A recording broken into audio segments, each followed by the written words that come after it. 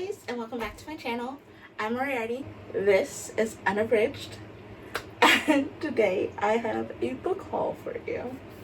This is the second round of books that I've bought this month. If you didn't know, July is my birthday month, so I'm going a little nuts. It's okay. It'll pass. My bills are paid. That's all that matters. So I'm going to sit here and talk to you about the second full round of novels that I picked up. So let's get into it. The first thing I want to show you is this tote bag that I picked up from Half Price Books. I love Half Price Books tote bags. This one says "Get Political," because if you're anything other than a cisgender white man, it affects you. And the back of it says "Read, Think, Vote," which is a necessity. Plus, it literally holds all of these novels. So next, first book that I want to talk about is Harley Quinn Reckoning by Rachel Allen. This is a whodunit, which already has me. Plus, this is part of the DC Icon series, which I have read Batman, Nightwalker, Catwoman, Soul Stealer, and loved. So, yay! And the inner cover says, when Harleen Quinzel scores an internship in a psych lab at Gotham University, she's desperate to make a discovery that will land her a college scholarship and help her escape her abusive father. But when Harleen witnesses how women are treated across STEM departments and experiences harassment herself, she decides that revenge is more important than her own dreams. She finds her place in the Reckoning, an intoxicating girl gang whose members create chaos to inspire change. And when Harleen falls for another girl in the gang, LGBTQ rep, whoop! She's finally found her true passions. But when one of the gang members is murdered and a terrifying conspiracy is uncovered, will she choose her future or will she choose vengeance? The first story in a new trilogy, Harleen's journey from a revenge-obsessed teenager to hardcore justice seeker, is a rage-filled explosion of glitter and glee that you won't want to put down. And I'm hoping so, because she's a thick one. We rein in at 283 pages, not including the two sneak peeks and acknowledgments. The next book, The Queen of the Tiles by Hannah Alcoff. Can we talk about this cover? Because I glanced at it at Barnes. Interesting. A book about mahjong. And then my brain was like, pause. Look again. These are Scrabble tiles. It's about a girl in a Scrabble tournament. As someone that enjoys wordplay and board games based upon wordplay, I instantly had to pick it up. But the thing that made sure it stayed in my cart is as follows. When Nawa Bakri walks into her first Scrabble competition since her best friend's death, it's with the intention to heal. Perhaps it wasn't the best idea to choose the very same competition where said best friend Trina Lowe died. It's macabre. But Nawa finds meaning in the gesture, because she's not ready to give up Trina just yet.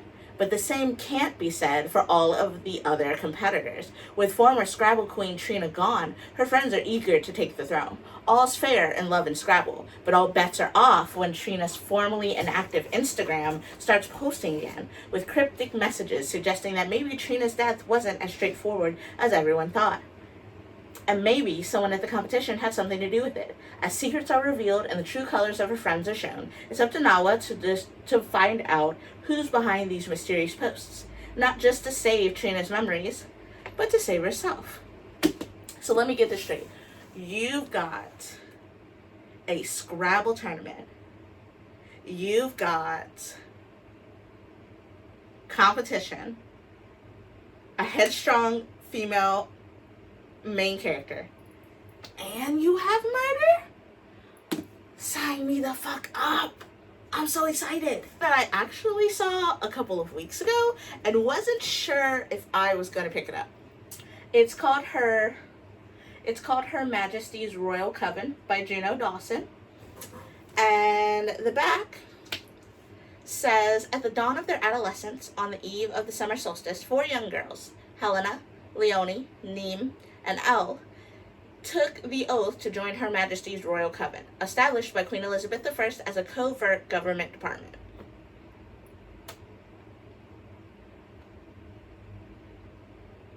Now, decades later, the witch community is still reeling from a civil war, and Helena is the reigning high priestess of the organization. Yet Helena is the only one of her friend group still enmeshed in the stale bureaucracy of HMRC. Elle is trying to pretend she's a normal housewife, and Neem has become a country vet, using her powers to heal sick animals. In what Helena perceives as the deepest betrayal, Leonie has defected to start her own more inclusive and intersectional coven diaspora. I just want to point this out here. If you're upset that someone left yours to start a more inclusive and diverse coven, maybe you're the problem?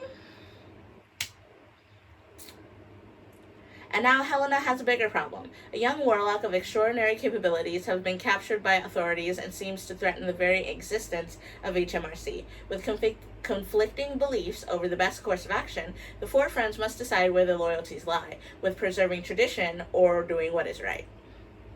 I mean, I don't really need a 430-page book to tell me that obviously doing what's right is better and always fuck tradition, but you know, maybe it'll surprise me.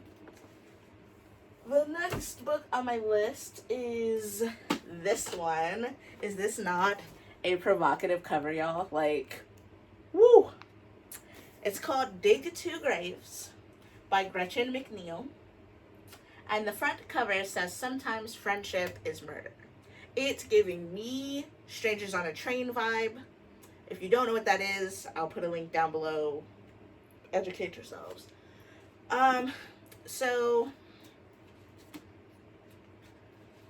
the back says, Diane looked up at the ceiling, head tilted to the side. Neve could see her smile illuminated by a shaft of moonlight, highlighting her face in shades of bluish gray. That would be kind of funny. Like if I took care of Yasmin and you got rid of Javier. Got rid of. What do you mean? If they were both gone, our lives would be so much better. No joke. Diane dropped her voice to a mere whisper, so low that Neve could hardly make out her words. I could kill Yasmin. I didn't need anything else, but the inside cover states, I did my part, BFF. Now it's your turn.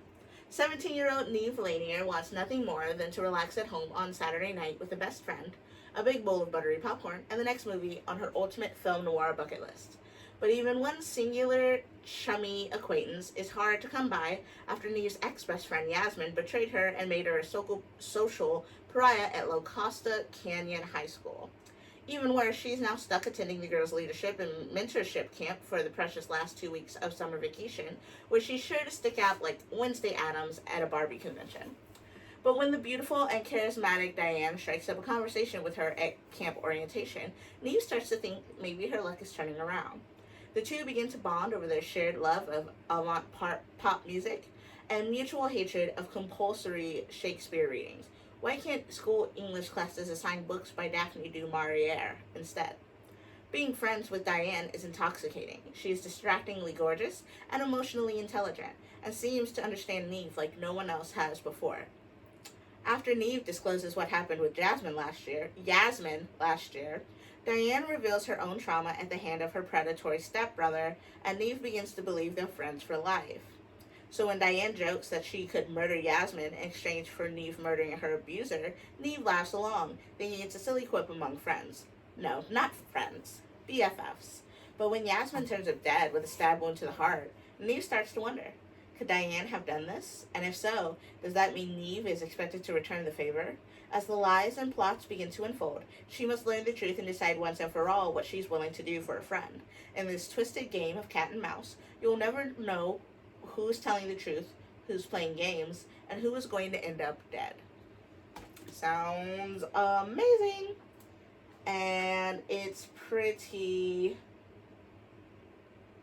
thick at 342 pages.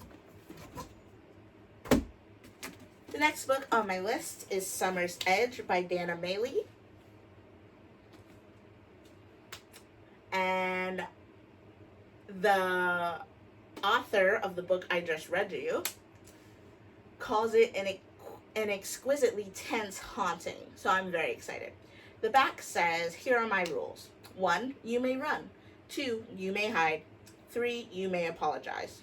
Oh, who are we kidding? None of you think you've done anything wrong. 4, you may attempt to escape. 5, but you will not. Emily Joyner was inseparable from the others, a sister, a best friend, a lover, and a rival. Summers at the lake house without Emily were unthinkable.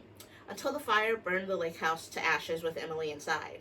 A year later, it's in Emily's honor that Chelsea and her 4 friends decide to return. The house awaits them, meticulously rebuilt. Only Chelsea is haunted by ghostly visions. Golden Boy Chase plays peacemaker when loner Ryan stirs up old hurts, which has perfect hostess Kennedy on edge as eerie events lead to a stunning accusation. Emily's death wasn't an accident, and the person responsible is hidden within the clues of the lake house.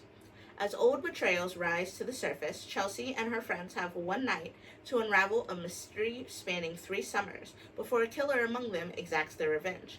That is, if they can survive long enough to find out. And this comes in at 322 pages, not including the epilogue. The next book on my list is The Final Girl Support Group by Grady Hendrix. Fast-paced, thrilling horror novel that follows a group of heroines to die for. In horror movies, the final girl is the one who's left standing when the credits roll, the one who fought back, defeated the killer, and avenged her friends, the one who emerges bloodied but victorious. But after the sirens fade and the audience moves on, what happens to her? Lynette Tarkington is a real-life final girl who survived a massacre 22 years ago, and it has defined every day of her life since. And she's not alone. For more than a decade, she's been meeting with 5 other actual final girls and their therapist in a support group for those who survived the unthinkable, putting their lives back together piece by piece. That is, until one of the women misses a meeting and Lynette's worst fears are realized. Someone knows about the group and is determined to take their lives apart again, piece by piece. But the thing about these final girls is that they have each other now, and no matter how bad the odds, how dark the night, how sharp the knife, they will never, ever give up. I'm very excited about this. And it comes in at 340 pages.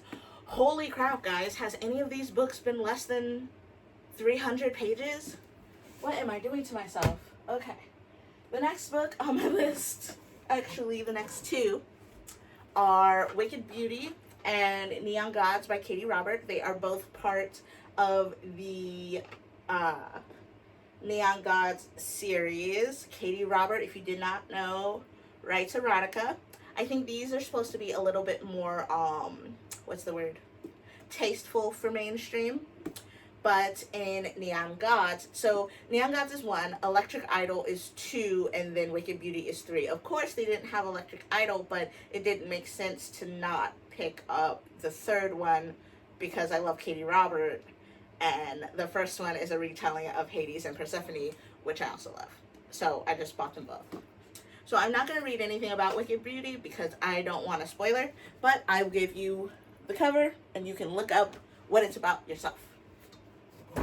Alright, in this one, the back cover states, he was supposed to be a myth, but from the moment I crossed the river Styx and fell under his dark spell, he was, quite simply, mine. Society darling Persephone Demetro plans to escape the ultra-modern city of Olympus and start over far from the backstabbing politics of the 13 houses.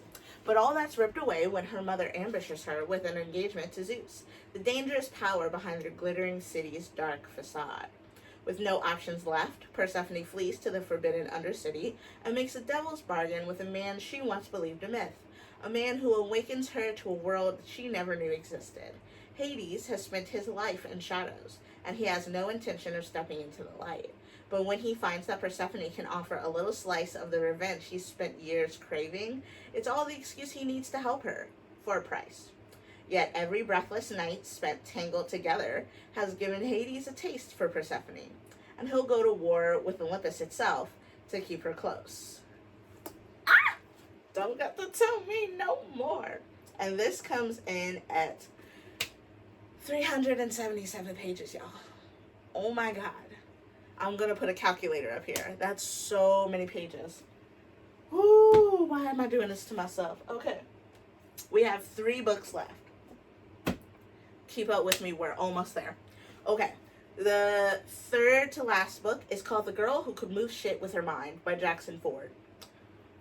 Like, I don't know about you, but that title just jumped into my cart. I was like, how could I not pick that up? How could I not? The back says, for Tegan Frost, shit just got real. Tegan Frost is having a hard time keeping it together. Sure, she's got telekinetic powers, a skill that the government is all too happy to make use of, sending her on secret break-in missions that no ordinary human could carry out. But all she really wants to do is kick back, have a beer, and pretend she's normal for once. But then a body turns up at the site of her last job, murdered in a way that only someone like Tegan could have pulled off. She's got 24 hours to clear her name, and it's not just her life at stake. If she can't unravel the conspiracy in time, her hometown of Los Angeles will be in the crosshairs of an underground battle that's on the brink of exploding. Full of imagination, wit, and random shit flying through the air, this insane adventure from an irreverent new voice will blow your tiny mind. Sounds good to me. Also, this one's thick too. Ooh, sweet baby Jesus. This one comes in at 449 pages. Why do I do this to myself?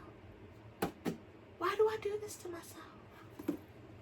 The last 2 books on the list are from the same series. They are Nancy Drew Case Files. I found 2 more at my local half-price book, and I have already read this one. And let me just give you a little heads up for the month wrap-up. This one was a doozy. It had layers like an onion. Even I was surprised by the ending. It was so good. So this one is Recipe for Murder, and it is Case File 21. And it says, mystery is the main course when Nancy enters cooking school. To settle a bet, Nancy and Ned enroll at a famous international cooking school. Things start to heat up from their first day. As Chef Trent Richards tries to light a large gas oven, it explodes, setting his clothes on fire. Then his handsome substitute, Jacques Bonnet, takes a special interest in Nancy, making Ned's temper boil. But when Ned discovers a body in the school freezer, Nancy deduces that murder is on the menu. Now the teen detective must race to find the secret ingredient in a deadly case of espionage before the unknown killer cooks her goose. I read this, 4.5 stars. Case File 65. This is Final Notes. Ooh, sounds good. The back says, when Nancy attends a memorial concert for our music legend, death strikes a haunting chord. 5 years have passed since the tragic car crash that took the life of country West great Curtis Taylor. Nancy visits his hometown, site of a concert in his honor, to investigate a report that Taylor has been seen alive. But when she determines not only that he's dead, but that he may have been murdered, the concert is a tabloid newspaper's dream. Greed, jealousy, and backstabbing have stolen the show. Taylor's widow, his nephew, his former manager, everyone involved has a tale to tell. But Nancy's after the one person hiding the wings, an elusive murderer who's still at large. So those are the books that I picked up in my second book haul of July. And although my birthday is today, when you guys see this, there may be another one. Maybe like my book presents. I don't know. I just know I'm probably not done buying books for the month of July. So thanks so much for listening to me ramble about novels that have too many damn pages. And I will see you guys next time. I'm Moriarty. This is Unabridged. Peace out.